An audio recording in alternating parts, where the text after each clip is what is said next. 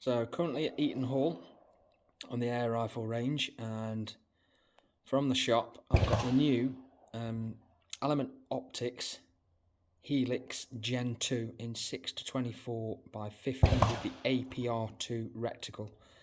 So I had the original Helix to start with, and I've upgraded again via the shop here at Eaton Hall with the new Gen 2. I had a look at the Gen 2 a while ago, and to be quite honest with you, absolutely blown away with the quality of the glass in it.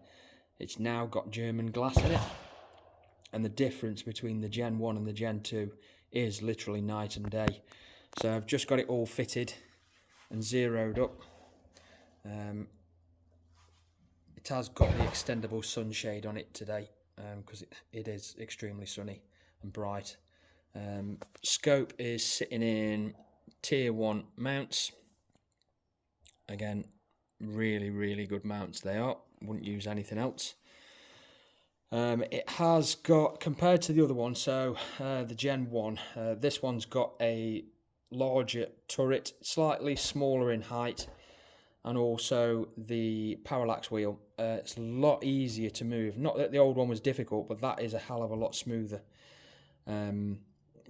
Big difference. Also, the windage, it is actually capped. So if I just screw that off.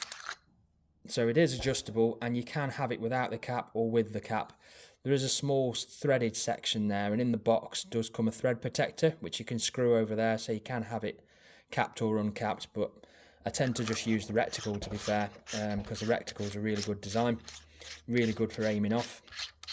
I've had no problems with that, so I don't really dial wind, to be honest with you. Again, it has got 0 stop on there, and these turrets as well are resettable, so toolless. So the top of this just unscrews, you lift the cap off, and then obviously once you've got it all set up, put it back on your 0, put the cap back on, done.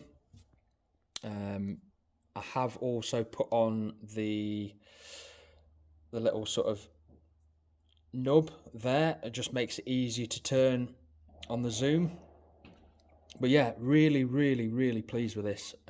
Again, I'm not going to be able to show the glass through the scope. I'll certainly try, but it won't. I can't on here, and I haven't got anything to sort of show you the glass. But honestly, the difference between this and the Gen 1 glass quality is absolutely night and day. You can tell it's got a little quality glass. The colours are better, the definition's better. One of the biggest differences I noticed between the Gen 1 and the Gen 2 is on the zoom. So when you zoom right into around about 20-24, on the old one, the edges, as you look through the glass, as you look through there, the sort of the very edges of the glass did start to get quite blurred.